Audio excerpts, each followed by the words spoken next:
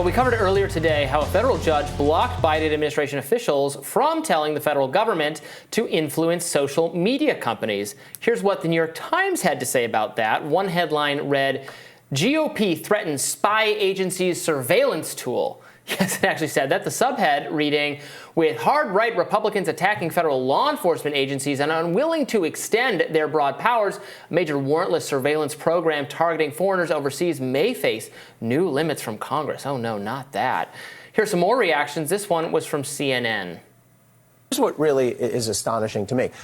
This is a conservative ideology that clearly comes through in this decision. It's a conservative political ideology, right? We saw some of the quotes questioning vaccines, questioning masks, conservative talking points. But the ruling itself is the opposite of judicial conservatism. This is one of the most aggressive, far-reaching rulings you'll ever see. What this judge is purporting to do is to micromanage, really, the day-to-day interactions between essentially the entire executive branch, all these agencies that are listed as defendants, and the leading social media companies. And in the actual temporary injunction, the judge basically says, you're not allowed, administration, to talk to these social media companies about any protected free speech except for cybersecurity threats, national security threats, criminal threats. But where's the line? Who's going to police this? This is a judge trying to micromanage the day-to-day regular activities of the entire executive branch. I don't know that it's actually policeable by the judge, but it's really an astonishing. I don't mean this necessarily as a criticism. This is a very activist judicial opinion. Sarah, I think Ellie gets to the point that I. Then, of course, there was also this reaction on MSNBC. Let's play it. I think that, you have to take a step back and acknowledge what the reality is about how the FBI has been interacting with this. And just look at January 6th itself, for example, right? It's not as though the FBI has been going in and saying, hey, take down this post, hey, take down this post. That's what they're alleging, but there's just not a lot of evidence to support that. And basically, we've had a situation where some politicians are making any contact between social media companies and the FBI or law enforcement seem problematic in some way. And if you look at the reality, it's like the FBI is not very good at monitoring social media. Just look at what happened on January 6th. There are all of these warning signs, red flags going up all over the place, and they weren't prepared. They didn't do enough. They did not take proper precautions or instruct other law enforcement agencies to make proper precautions. So I think that that's the framework you have to remember that this is important to look by. I mean, this opinion, this 155-page opinion, starts off with essentially a big if true comment. It says, okay, if these things are true, this is one of the biggest First Amendment abuses in American history. And I suppose so, if it were true, but that's not necessarily where the facts are lining up with and what exactly the evidence shows that social media companies, how they were interacting with at least the FBI. Danny, I wonder. I mean, there are a lot of people just sticking their head in the sand here. There was pervasive evidence of direct contact between the FBI and other agencies asking for content takedowns on matters that were political parodies about the election and other things.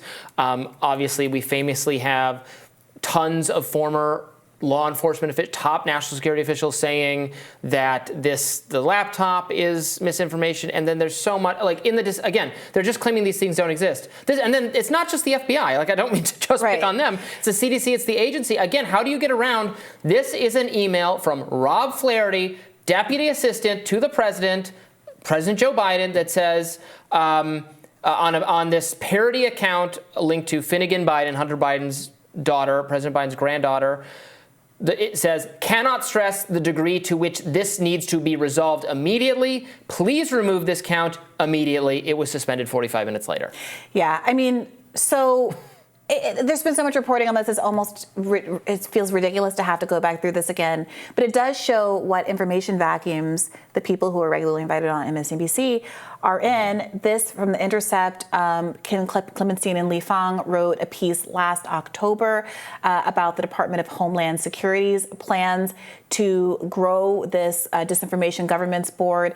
Some email correspondence showed discussions along these lines. Quote, platforms have got to get comfortable with government. It's really interesting how hesitant they remain. Microsoft executive Matt Masterson, a former DHS official, texted Jen Easterly, a DHS DHS director back in February rather. It's obviously the effort to grow this now shuttered disinformation governance board. DHS had plans to target inaccurate information on the origins of COVID-19 pandemic and the efficacy of vaccines, racial justice, U.S. withdrawal from Afghanistan, and the nature of U.S. support to Ukraine. Meaning, if you have views about those subjects, there was a concerted plan to address them through pressuring social media companies. Facebook created a special portal for DHS and government partners to report disinformation, directly establishing a particular relationship between the social media companies and these government agencies that allowed them to jump in line and not just generally make complaints the way that any of us can, but privileging their concerns over the concerns of others that might cut in a different direction of the U.S. government. This has been well reported at this point, including by non-right media, like liberal or left-leaning institutions like The Intercept. The Jacobin wrote a piece about why the Twitter files are so important. It's not big if true. It's true. It's true. It's true. Sorry. And look, I take the point that it feels like micromanaging because here's a list of things they can still do. Here's a list of things they can't do. The overlap seems a little bit tricky to draw the line on. I don't know that this judge specifically is, again, the right authority to decide exactly. Sure. And he won't be the final authority. There will be other judges who will look at this. And then eventually, I hope Congress does, in fact, take on the task of, you call it micromanaging, but these are government employees. They work for the people. They're federal employees.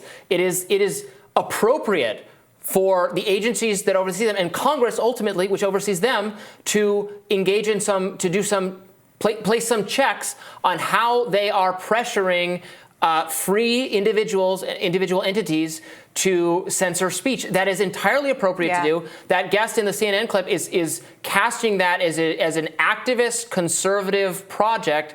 No, I'm sorry, it's not. The court the court has taken in the same way that if the court had letting anti-war protesters, do something contrary to what the administration wants. I guess that's micromanaging their speech rights, but that's what the court does. I definitely do think this is politicized. I don't think the politics of the judge are irrelevant here in coming to this conclusion. And I don't think the appetite that many conservatives have had for this particular story is unrelated to the politics underlying it. But something can be both political and politicized and also true and worthwhile. And part of why it is able to be so effectively politicized by the right is because liberals, Democrats, have shown no interest in making this issue their own, and it very much could have been.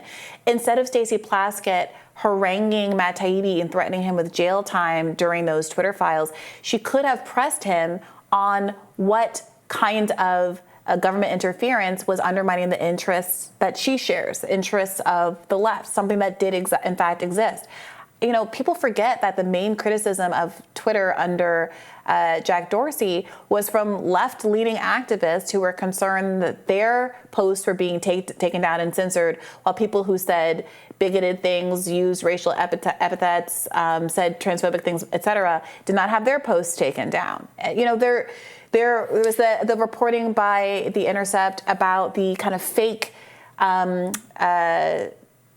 accounts that these intelligence agencies were creating on Twitter that were fake Arabic-speaking accounts that were like, yes, we love U.S. interventionism in our country, trying to do this kind of false flag work. The famous list of inauthentic Russian accounts that quasi-pseudo government nonprofit had that was fake, that was real Americans expressing their actual beliefs. And Matt Taibbi, told me in an interview that he did on my show that he never did any specific searches for any of the kind of Bernie bro stuff that was happening.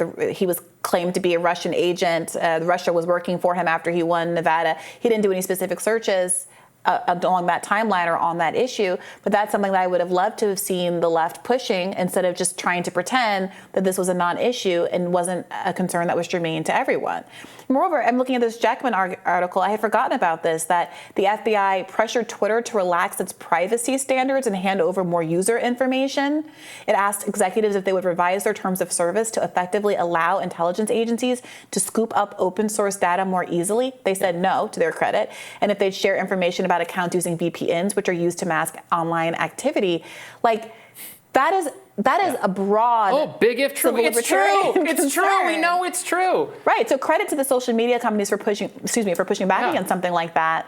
But it is absolutely a broad public concern. I will say one thing I do agree with that commentator on MSNBC about is that it is very subjective and it's unclear how any of this will be policed. So, I mean, I think, as I said in an earlier segment, transparency would be really important here. But you can say in an injunction, you can say in a court order that the government shouldn't do X, Y, Z, but it does still have power to do ABC, which it says. But what is the difference between ABC and X, Y, Z? Those are subjective judgments that these agencies are going to continue to make. And without a Twitter files, without something that is forcing transparency, it's unclear whether we'll ever know if they're making decisions in a way that we feel like respects the civil liberties of users of these platforms. We're just at the start of the project for figuring out how to deal with this, but there is so many egregious calls for censorship from officials in the administration, the FBI, the CDC, and others. Many of them are quoted in this document, so I don't know how anyone in the mainstream establishment can pretend that there was nothing to see here. Again, right. you could disagree with the strategies. You could be concerned that, well, I don't want to hamstring them too much because what about crime? What about terrorism? But that's not what they're doing. They're just waving away that they're pretending, which then makes it true. They're pretending this is only something, you have to be a crazy right-wing person to care about this, which then they're making that the reality. Also, terrorism, election interference, crime, these were the justifications that were being used for a lot of the censorship decisions that they had to reverse. Trump was removed from the platform because of January 6th. I mean, that's crime. That's election interference. The Hunter Biden stuff was taken down ostensibly because they had laid the foundation of so much skepticism that there was going to be election interference, that by the time the Hunter Biden laptop came, they didn't need much in the way of pressure to say, like, oh, we should take this down because it's going to negatively affect the election the same way that the email stuff did in 2016 or what have you. So the very context in which the court is saying that the government has latitude to operate in are what have been exploited to make, I think, anti-speech related decisions in the past. Yeah, for sure. Well, we will absolutely continue following this. Tomorrow on Rising, we'll have more of the same, but newer.